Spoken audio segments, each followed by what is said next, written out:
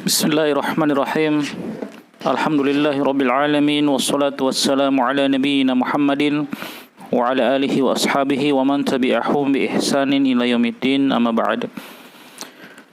Kita akan melanjutkan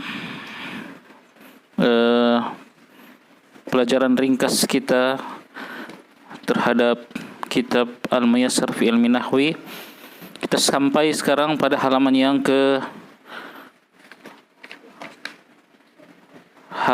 ke-18.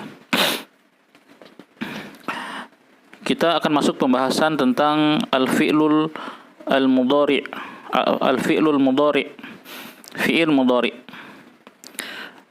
Sebagaimana yang kita sebutkan pada pembahasan sebelumnya, bahwasanya fi'il ini jika ditinjau dari waktu terjadinya pekerjaan tersebut itu terbagi tiga. Yang pertama al-fi'lul madhi, fi'il madhi, yaitu kata kerja waktu yang lampau, yang telah berlalu.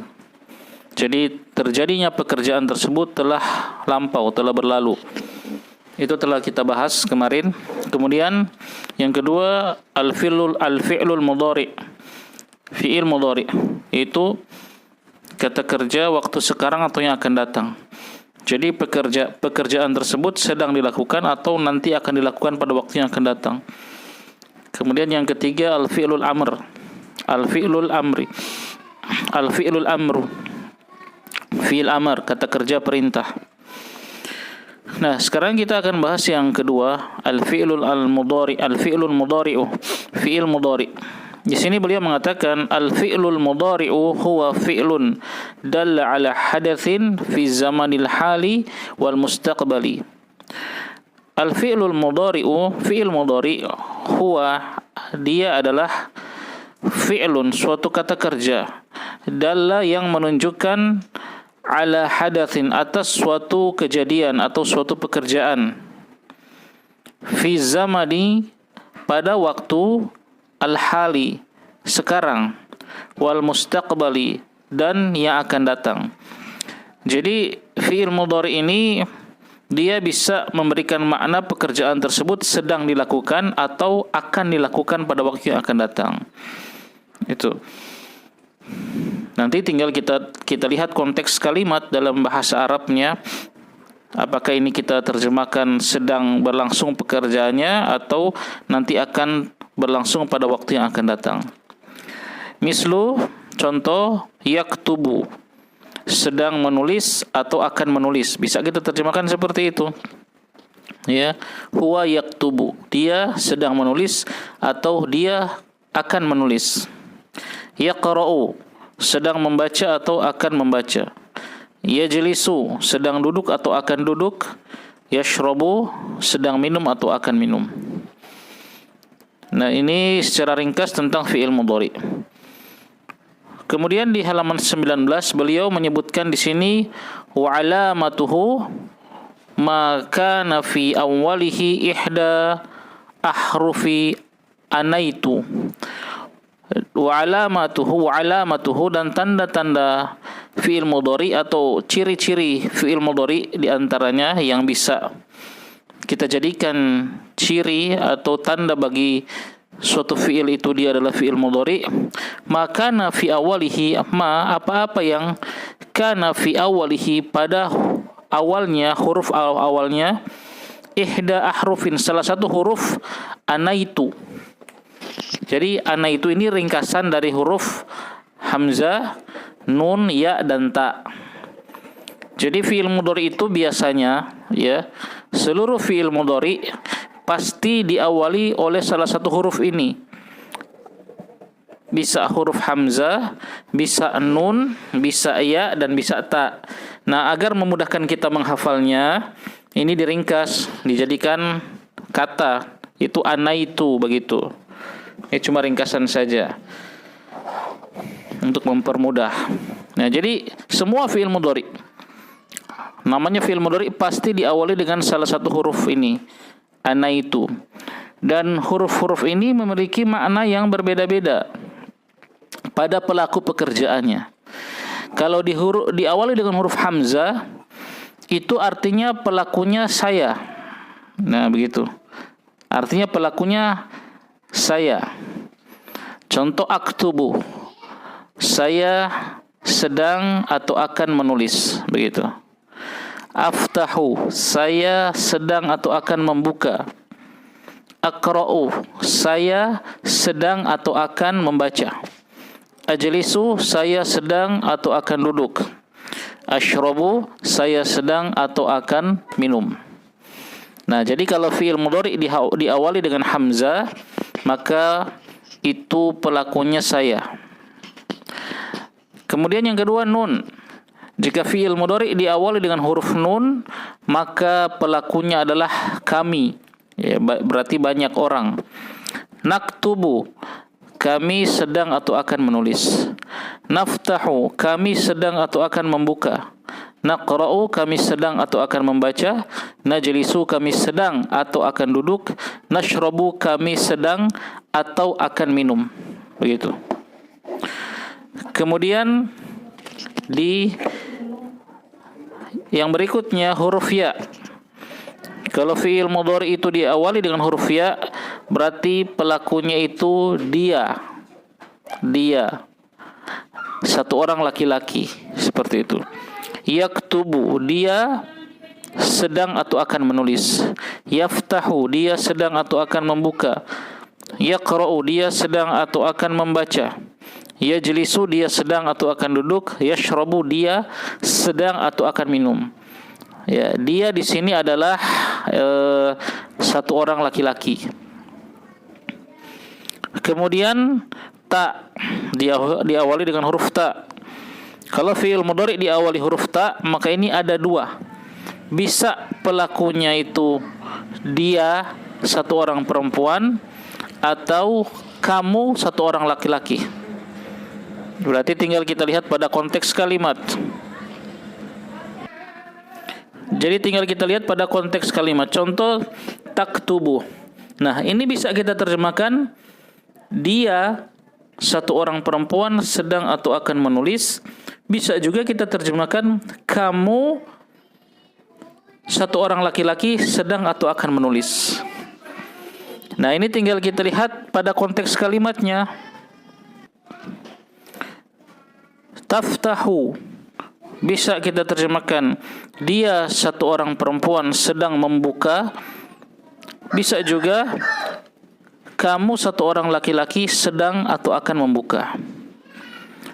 Demikian juga taqra'u, ya, bisa kita terjemahkan dia satu orang perempuan sedang atau akan membaca. Bisa juga kamu satu orang laki-laki sedang atau akan membaca. Begitu juga tajlisu, tashrabu, sama. Nah, seperti itu.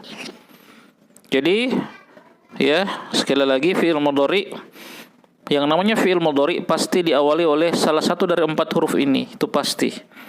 Dan dia memberikan makna yang berbeda-beda khusus bagi pelaku pekerjaannya. Ya. Ya, mudah-mudahan bisa dipahami. Kemudian pembahasan selanjutnya tasriful fi'lil mudhari. Tasrif fi'il mudhari. Pada pembahasan sebelumnya kita telah membahas tentang tasrif fi'il madhi, yaitu fi'il madhi kalau bersambung dengan dhamir kata ganti yang menjadi pelaku dari pekerjaan tersebut. Nah, sama juga dalam fi'il mudhari ada yang seperti itu, yaitu fi'il mudhari bersambung dengan dhamir kata ganti yang mana dhamir ini adalah pelaku pekerjaannya, ya. Nah, di situ perhatikan di bawahnya, dan dhamir-dhamir ini ya urutannya sebagaimana yang telah kita hafal kemarin. Nanti silakan dimurajaah lagi, ya. Huwa huma hum, hiya huma hunna, anta antuma antum, anti antuma antuna, ana nahnu. Ada 14 dhamir yang kemarin kita katakan harus dihafal di luar kepala. Nah, tentu di sini saya tidak jelaskan lagi maknanya dhamir-dhamir tersebut. Silakan dilihat dalam video sebelumnya. Nah, dhamir yang 14 ini dia bisa bersambung dengan fi'il. Bersambung dengan fi'il mudhari. Akan tetapi dia nanti akan berubah bentuknya, tapi masih memiliki makna yang sama. Ya. Sekali lagi, domir-domir yang 14 itu dia bisa bersambung dengan fi'il mudhari dan dia menjadi pelaku pekerjaan, ya, pelaku pekerjaan atau fa'il. Kemudian dia bentuknya berubah tapi maknanya masih sama. Baik, mari kita lihat. Kita mulai dari yang pertama dulu, huwa. Huwa, kan? Huwa huma hum, hiya huma hunna, anta antuma antum, anti antuma antunna, anna nahnu. Urutan yang pertama huwa. Huwa dia satu orang laki-laki. Kalau bersama dengan fi'il mudhari sebagai pelaku bagaimana jadinya? Yaktubu. Nah, dia satu orang laki-laki sedang menulis atau akan menulis. Nah, mana huwa di situ? Nah, kalau khusus huwa ini dia namanya domir mustatir. Domir yang tersembunyi. Domir yang tidak tampak, tidak kelihatan. Tapi terkandung maknanya di situ. Yaktubu. Dia satu orang laki-laki sedang menulis. Kemudian berikut huma. Mereka berdua laki-laki. Bagaimana? Yaktubani. Yaktubani. Mereka berdua orang laki-laki sedang menulis atau akan menulis. Nah, huma di sini telah berubah bentuknya menjadi itu. Alif itsnain namanya. Alif yang ada setelah ba. Yaktubani. Lihat di situ ada alif, namanya alif itsnaini yang bermakna huma. Kemudian hum. Yaktubuna. Yaktubuna. Mereka banyak laki-laki sedang menulis atau akan menulis. Banyak di sini berarti jamak 3 ke atas. Mana hum telah berubah menjadi itu waw jamaah. Waw jamaah yang ada setelah ba. Waw, ada huruf waw di situ, itu adalah domir. Namanya istilahnya waw jamaah yang semakna dengan hum. Nah, ini lil mudzakkar untuk laki-laki ini. Ghaibun orang ketiga. Ghaibun orang ketiga. Terus sekarang hiya taktubu. Dia satu orang laki-laki, hiya taktubu, dia satu orang perempuan sedang menulis atau akan menulis. Mana hiya di sini tidak kelihatan. Namanya dhamir mustatir. Nah, dibedakan dengan di atas ya. Kalau yaktubu ada dhamir yang tersembunyi huwa. Kalau taktubu ada dhamir yang tersembunyi yaitu hiya. Dia satu orang perempuan sedang menulis.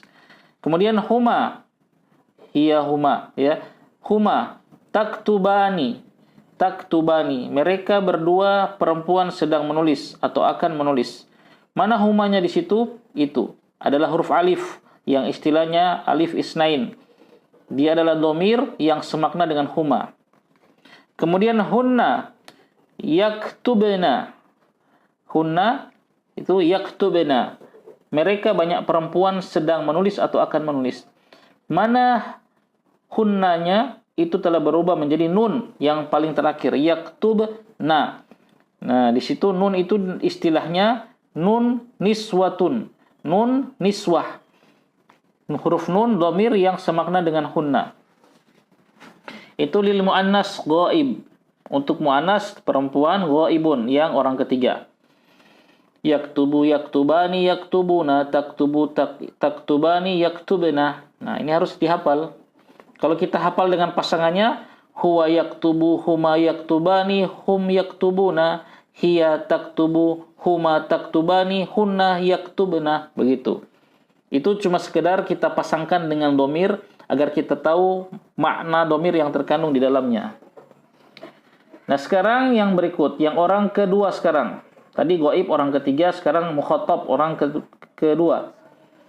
Anta taktubu. Ya, anta taktubu. Kamu satu orang laki-laki sedang menulis atau akan menulis. Mana antanya itu mustatir, tidak kelihatan. Ya, taktubu. Makanya kan tadi kita jelaskan di atas itu taktubu itu bisa bermakna dua. Bisa dia satu perempuan sedang menulis atau kamu satu laki-laki sedang menulis. Itu taktubu. Kemudian antuma taktubani. Mana antumanya itu telah berubah menjadi alif isnain setelah ba yang semakna dengan antuma. Kamu berdua laki-laki sedang menulis atau akan menulis. Kemudian antum taktubuna. Taktubuna. Kalian banyak laki-laki sedang atau akan menulis. Jamak ya, 3 ke atas. Mana antum telah berubah menjadi wawu jamaah. Itu setelah ba ada wawu jamaah.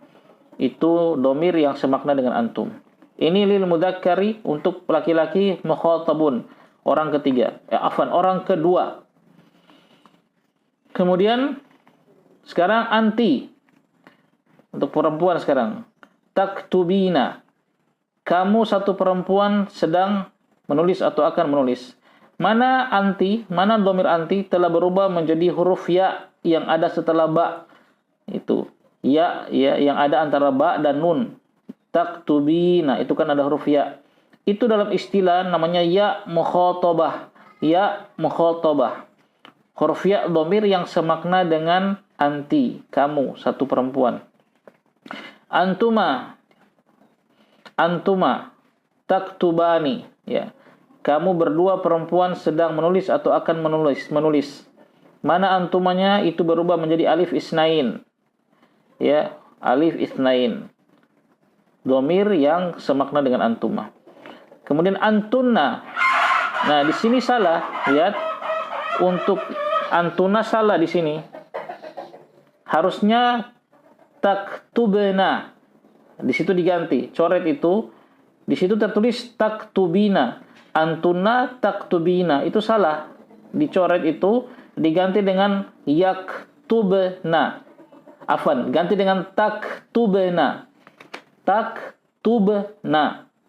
Ta, kaf, ta, ba, nun. Taktubna. Itu diganti.